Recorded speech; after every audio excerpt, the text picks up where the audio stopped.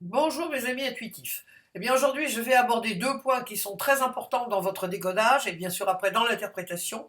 C'est la narration versus description et le concret versus abstrait. Alors je m'explique. Quand vous avez en main une carte du tarot, une lame du tarot ou quand vous avez une image, quelle qu'elle soit, vous souvent vous décrivez ce que vous voyez et ça n'avance pas beaucoup. Hein. Je m'explique, vous allez tout de suite comprendre, je m'explique. Alors attendez, parce que là, c'est voilà la première. Voyez, là, si vous faites de la description, qu'est-ce que vous allez dire? Ah ben je vois une femme qui est habillée en astronaute, elle est dans des montagnes, et puis elle regarde au loin. Bon, alors effectivement, ça vous êtes dans le mode descriptif. Si vous êtes dans le mode narration, c'est-à-dire que vous racontez une histoire, qu'est-ce que vous voyez, qu'est-ce que vous imaginez, qu'est-ce que vous sentez par rapport à ça? Si vous dites oh, je vois une femme qui est habillée en astronaute, alors c'est probablement une astronaute, elle regarde d'une façon très calme ce qui se passe au loin, elle est dans une ambiance totalement étrange, insolite, bizarre, parce que en astronaute, on ne s'attend pas à voir une femme astronaute dans un paysage de montagne aride. C'est totalement insolite, on se demande ce qu'elle fait là. C'est incongru, hein, c'est complètement déplacé. Alors elle regarde calmement, mais on a l'impression qu'elle a été catapultée là, et puis qu'on ne sait pas trop.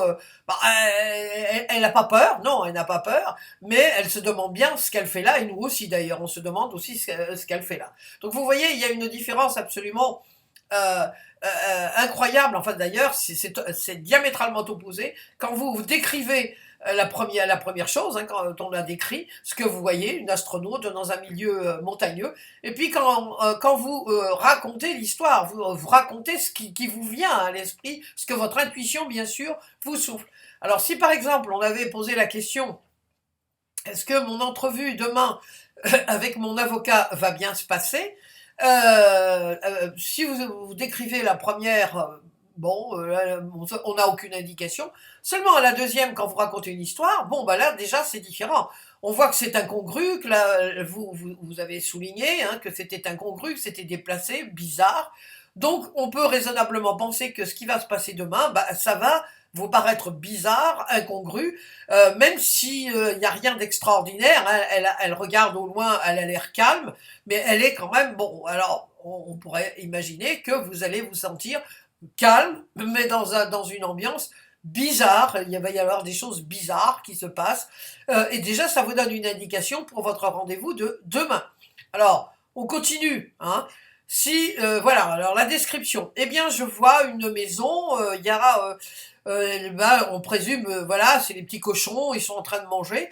Et puis, des petits cochons qui sont en train de manger dans une petite, dans une maison. Et puis, on voit un animal qui essaye de passer par la cheminée. Là, c'est descriptif. Si je vous raconte l'histoire qui me vient, eh bien, voilà, il y a les trois petits cochons, ils sont en train de faire bombance. Ils ne se doutent pas un seul instant qu'il y a un danger au-dessus d'eux. Ils sont donc complètement à l'aise, alors que effectivement, il y a le loup qui est là et puis qui est prêt à descendre par la cheminée parce il est malin. Il ne va pas faire de bruit, bien sûr, et il va les surprendre. Donc, les petits cochons manquent de vigilance. Et effectivement, ils devraient faire très attention parce que leur ennemi juré, c'est le loup, et il est là près d'eux sans qu'ils s'en rendent compte.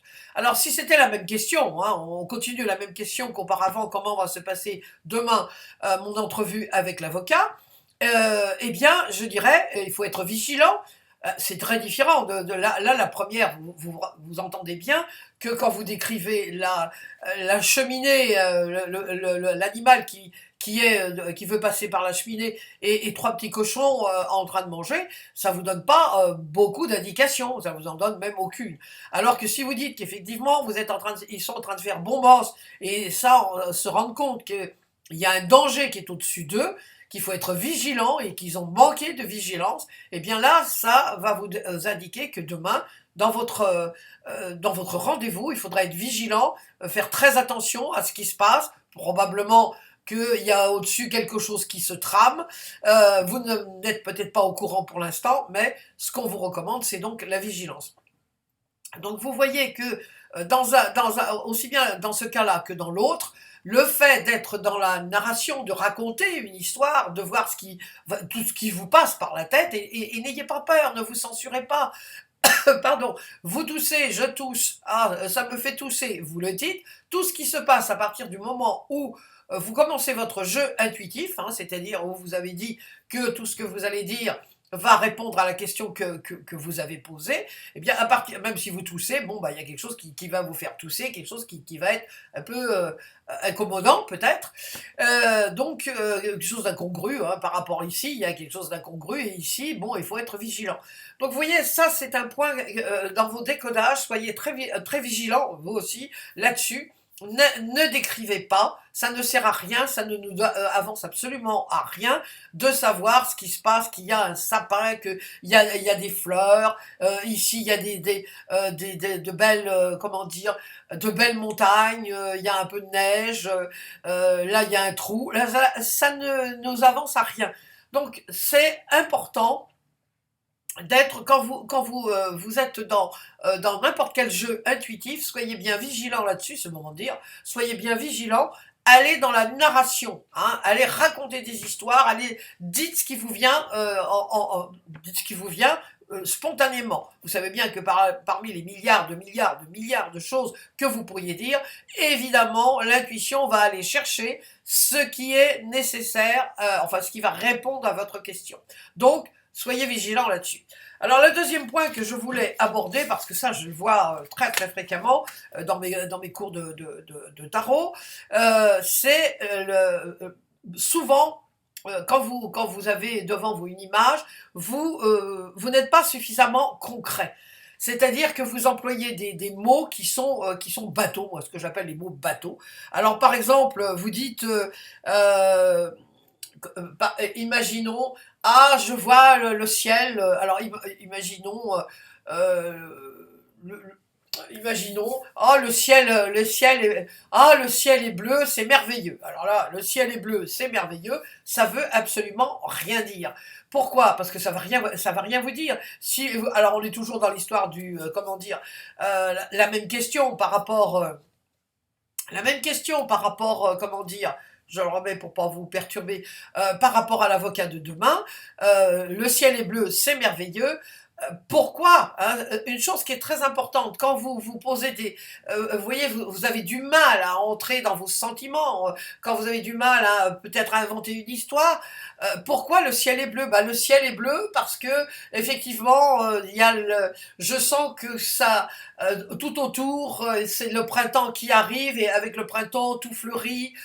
J'ai envie ça donne envie de revivre, ça donne envie voilà, et le ciel est bleu, pour moi, le ciel est bleu, ça signifie que, les choses vont bien se passer, va pas y avoir de nuages, tout est clair pour moi. Vous voyez, c'est déjà différent. Le ciel est bleu, c'est merveilleux. Pourquoi c'est merveilleux? Parce que, pour moi, ça a toujours été depuis que je suis toute petite. Imaginons, hein, là, bon, je dis comme ça quelque chose qui survient, parce que depuis que je suis toute petite, avec mon père, on allait faire des promenades, et puis papa me disait, oh, tu vois, le ciel est bleu, c'est bien, on va pas y avoir de problème, on va avoir du beau temps, on va pouvoir aller cet après-midi, on va pouvoir aller se baigner. Pour moi, c'était synonyme, la baignade, de m'amuser, d'être avec mes parents, de faire un pique-nique.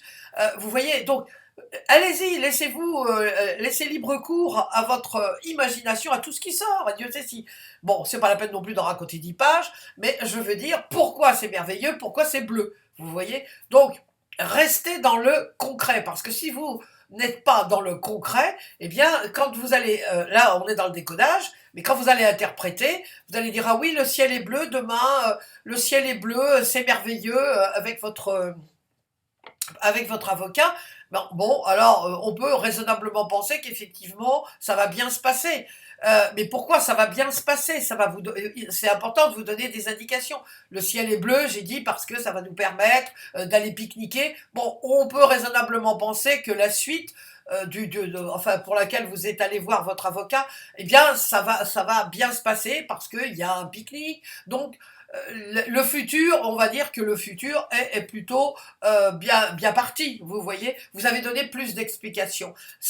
Alors vous posez la question. Pourquoi, par exemple, vous voyez une carte, une lame du tarot, et puis vous voyez une chaise ou une table qui est bancale. Alors vous dites, mais vous pouvez vous poser la question. Si vous dites, ah, je vois une table qui n'a que 3 pieds. Bon, ok, très bien. 3 pieds, ça vous dit quoi par rapport demain au rendez-vous avec l'avocat? Pas grand-chose.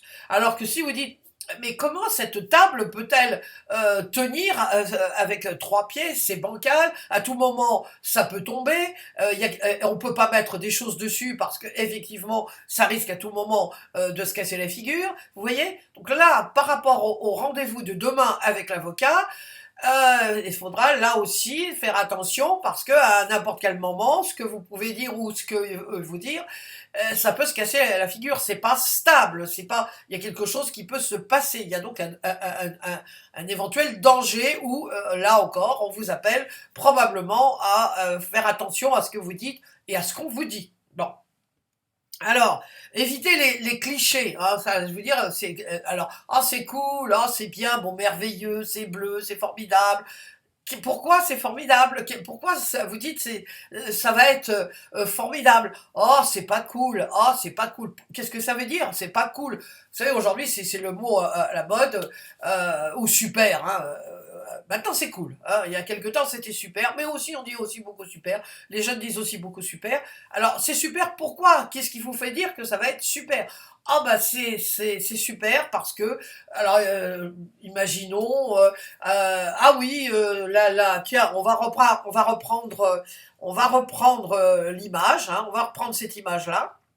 Ah, c'est super parce que je vois les petits cochons, ils sont en train de manger, mais effectivement, ou alors c'est pas cool. Hein, on va plutôt dire c'est pas cool parce que là, effectivement, on va dire ah bah c'est pas cool. Pourquoi c'est pas cool? Bah, parce que là, on est complètement à l'aise, on est en train de manger décontracté, et puis on se rend même pas compte que au-dessus, il y a le loup qui est là et qui à tout moment risque de passer par la cheminée et puis de venir manger les petits cochons. Hein. Donc c'est vrai que c'est pas.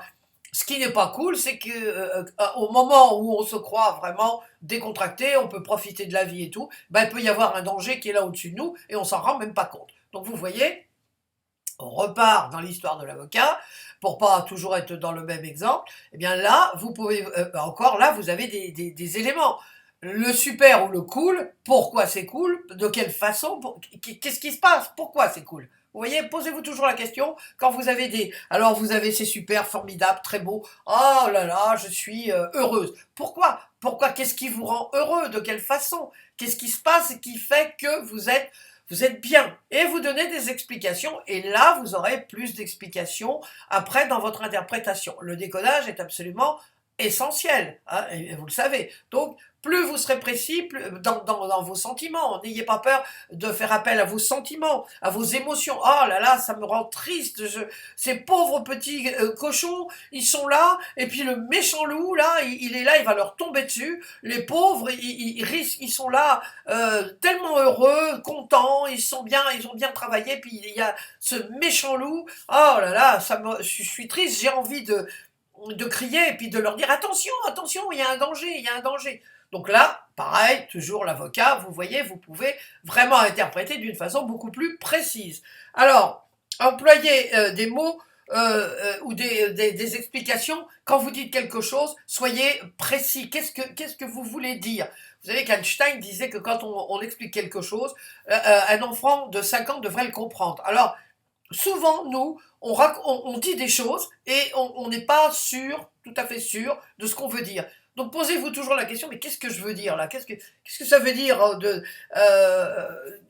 par exemple, j'entends souvent, par exemple pour des personnes qui se destinent à faire du tarot psychologique au plan professionnel, ils n'écoutent pas sa partie féminine. Ça, c'est un truc, ou sa partie masculine. Bon, ou elle n'écoute pas sa partie féminine ou masculine, peu importe.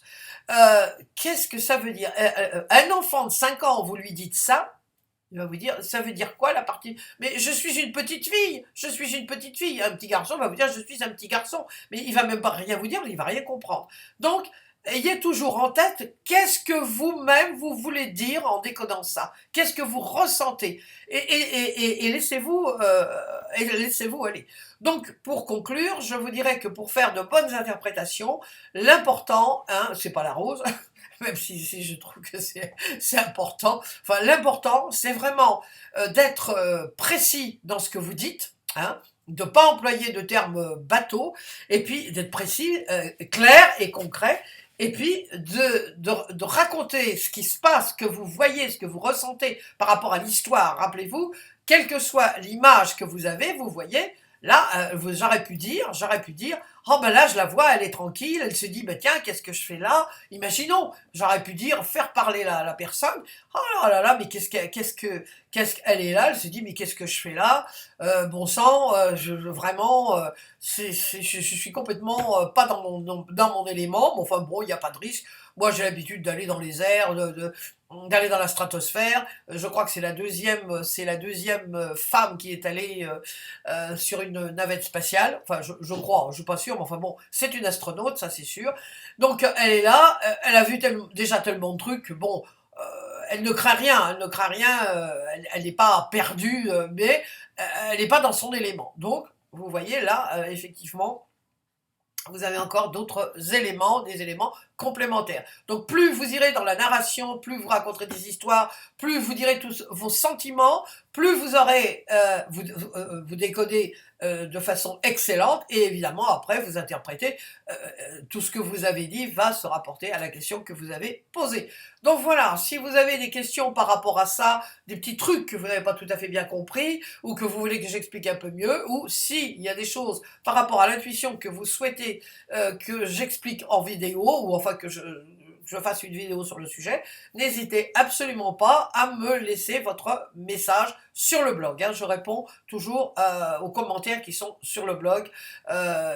Essayez de ne pas m'envoyer des mails, parce que bon, j'y réponds quand même, mais vraiment ça me coûte parce que j'ai énormément de travail, même si je vous y réponds avec plaisir. Voilà, à très très bientôt, prenez soin de vous, et ben décodez bien, voilà, décodez bien.